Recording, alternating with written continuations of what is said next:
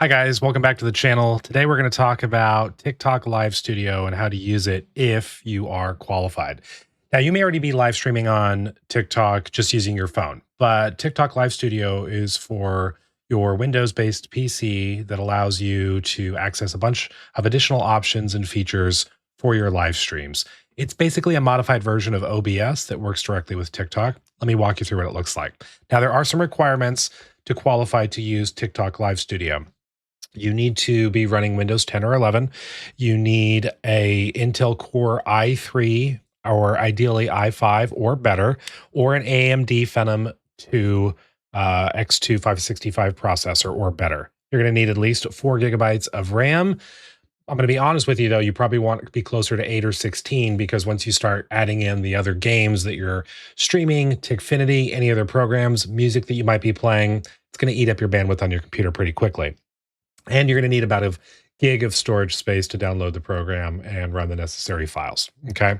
Now, once you actually have it downloaded and you're trying to get everything set up, this is kind of what it's going to look like once you get signed in using your TikTok credentials. You can build a scene, and obviously it's in vertical, but you can switch and do landscape as well. Or you can stream something that has both and add sources to both. But I'm just going to focus on vertical for now because I think that's probably the easiest and the one that you'll use the most. Okay. So let's go ahead and add a source. Obviously, TikTok wants you to have a camera. You can have just about any camera that you want. You can set up a virtual camera like I do. So I use a virtual camera from OBS and I build all my scenes in OBS, which is another software program. Obviously, you don't have to do that. So let's just keep it simple and assume you're only using TikTok Live. Here you can add your camera source. So I'm going to add my camera source and boom, there it is. You can see me. Now you can rotate, you can flip this around and make it look however you want, but we're going to go ahead and do this. So there I am. And it'll automatically tell you what your best resolution and frame per second settings are based on your computer and your internet speed. Okay. But we're just going to leave all the rest of this alone, but there you go. So let's go ahead and add that source and bam, there I am. Now you can click and you can drag this around and put it on the bottom or put it on the top, wherever you want. And you can make it larger or smaller. And, you know, I could take up the whole screen if I wanted to. Another really cool thing that took me forever to learn and wasn't super clear, but I think is a little hack that'll save you guys some time, is if you hold down the Alt button on your keyboard while you're clicking and dragging, it'll very easily crop instead of just resizing. You let go, it'll resize. You hold down Alt, and then that free window sort of drags around, and you can set it up to however you want. So you could do something like this and set yourself up to take more of the screen or less, however you would prefer it. Okay. Now, some other things that you're going to add, if you go over here on the left under sources, you're going to want to add a source for whatever it is that you might be playing. Now, you've got a few different options. You can use the game capture to capture an actual application, an actual game that you're playing. Or you could do display capture, which will capture an entire screen. So anything you see on a monitor will show up.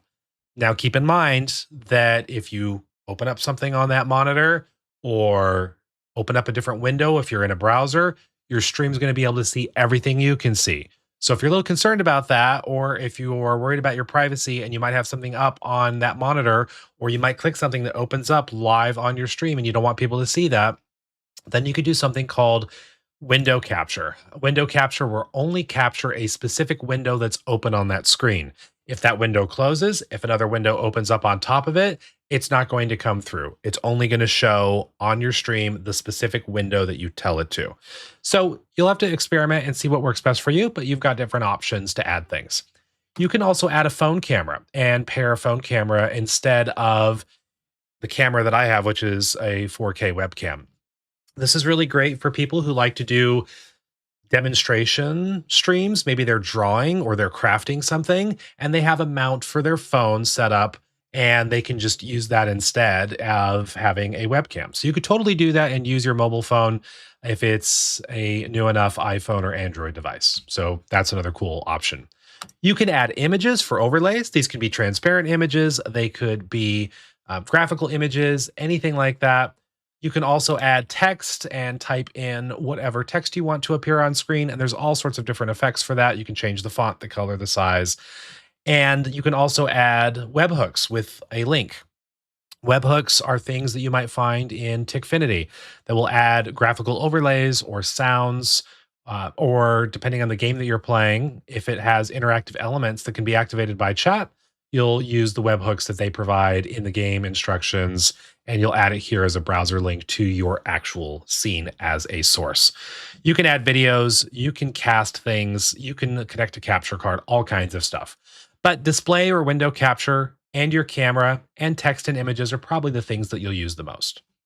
They also have some cool widgets, some alerts for different things, like people sending a gift. You can set up goals, how many followers, how many likes, how many gifts you're hoping to get in each stream, creator rankings, viewer rankings, and you can also set up a countdown. And you can set up interactive countdowns that are impacted by how many gifts you receive. So, for instance, I'm going to end the stream in 30 minutes, but every time someone sends a finger heart, I will continue streaming for an extra 10 seconds to try and engage people who are enjoying the live and incentivize them to gift you a little bit more to keep you on stream.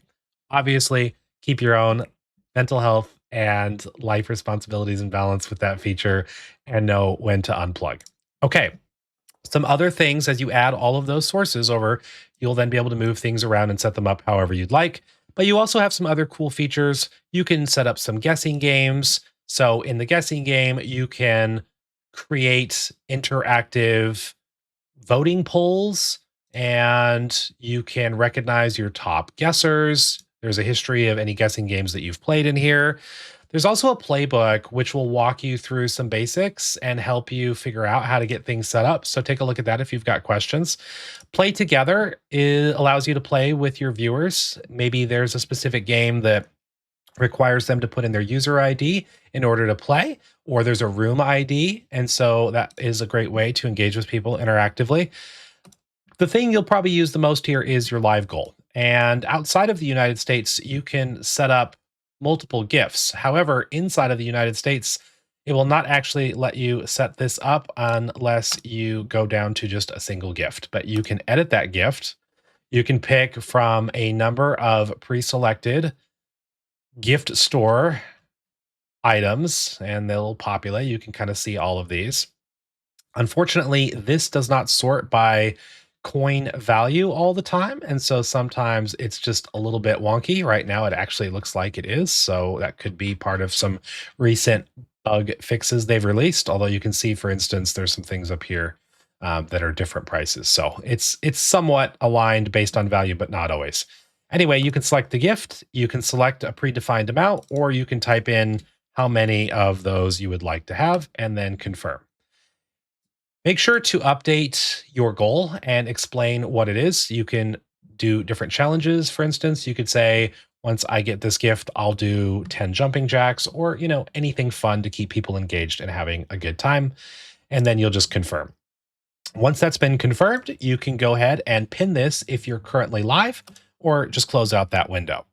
You also have the ability to set polls, both quick polls where people can vote yes or no based on a couple of emojis, or by sending gifts, or just a general custom poll that you can set up and people can pick from a variety of options. You can also view your gift gallery in here. So for those of you who stream, you know that every week you have a gift gallery of things that you're trying to fill up. So here's the gift gallery. You can see what those items look like, how many you need to have, and who currently holds the gift gallery title for those items.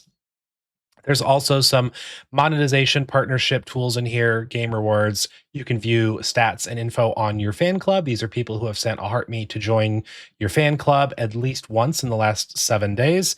You have some promote capabilities, so you can pay TikTok to promote your stream live while you're on, and some additional things around the live incentive program and live events. Down here at the bottom, there are some enhancement effects, so you can do different things and set different visual effects, filters, and virtual backgrounds, all kinds of different things. So it's a lot of fun. Just ways to enhance and make your stream a little more visually appealing. You have some sound effects. This is a very simple soundboard where you can select these different things, and you can also set hotkeys on that so that, for instance, if I click cheer and it cheers, but But you can go ahead and set hotkeys for some of these things and choose a button on your keyboard that'll make that sound. Or if you have a Stream Deck, that will make that sound pop off whenever you'd like. You can use their AI optimization to arrange your different sources in the best possible way. I find that you are usually better off if you just take control of that yourself. And then there's also some fun dynamic effects that are a really good time. And so you could do things like camera focus, for instance. Unfortunately, it's not working, probably because I'm not live right now, but it'll do different things like focus on your camera, or add fun effects and sounds. And so definitely check that out. There's some fun things you can do. Now, maybe you've got all this set up and you're wondering, hey, what do I actually look like right now as I'm still bouncing around on the screen? You can click this mobile preview and it'll show you what people are likely to see as they watch your live, where comments are going to be showing up, and also where all the icons show up that are on the top of the screen. And so that's important, I think, because you don't want to have your scenes set up so that you're actually blocking or blocked by some of those various things. And so I think it's good just to kind of do it as a test and see if that helps out. All right, I'm still bouncing around. That's a lot of fun. You can record things, which is a lot of fun if you want to record clips. You can highlight. A highlight, which will only work during live, will allow you to go ahead and capture the last couple of minutes as a clip for something. And once you finish your live in Live Studio, you'll have access to all of those. You can also turn off live preview in your volume level display if you don't want to see this bar down here at the bottom. And you have your audio mixer where you can put in all your different audio sources, your microphone. Maybe you've got specific audio coming from music that you want to be able to turn on and off, anything like that. Of course, you have just your general volume level and your microphone. You can mute yourself as well. Over here on the right side of the screen, you have your live performance stats. It'll show you from your latest live what your stats were, how many viewers, how many followers you have at any given time, our new followers, your likes, how many people have sent gifts, your diamonds, of course. Your viewers will show up here, and then your live chat will show up. And you can also pop these windows out if you'd like to move them around and put them somewhere else on your screen. So for instance, here's my chat, and you can pop this out. Gifts and superfan subscriptions will show up at the top. You can move this wherever you'd like. Some additional cool settings in here. You can change the transparency on this window. So if you want to have it layered over a game that you're playing and still be able to see what's going on behind it, you could do that. Same thing for the content inside of the window. And you can also make the font larger if that's something that will help you out. Some additional settings that are good to know here is you can turn comments and GIFs on or off. You can highlight gifts and superfan subscriptions in a separate section. I recommend leaving that on, obviously. And then you can change the ability for you to put in comments. You can also turn gift effects on or off.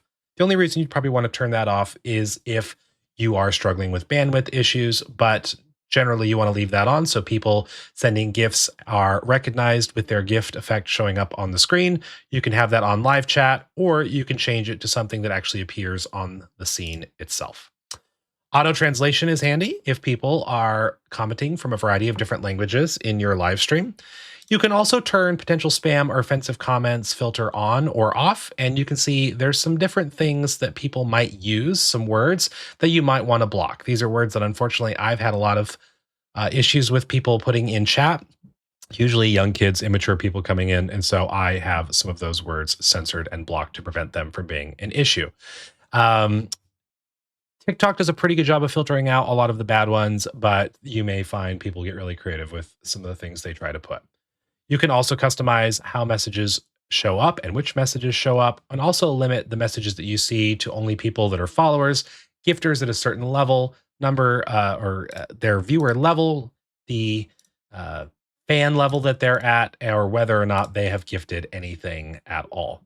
You've got some other settings around real-time assisting. Do you want these tips and things that will help you as you're live streaming? Maybe you'll find that a distraction. I have most of them turned off, but they're there. Extended chat, floating windows. You can set up your moderators. You can mute accounts. You can block people. You can view blocked accounts. All of that fun stuff will be in here. So guys, that's a really quick summary of all the different features, how to set up your scenes, and the different tools and resources that you have available inside of TikTok Live Studio. I hope you found this helpful. If there's specific features you'd like additional information on, just drop me a comment and let me know. And I hope you have a fantastic time streaming with TikTok Live Studio. Take care.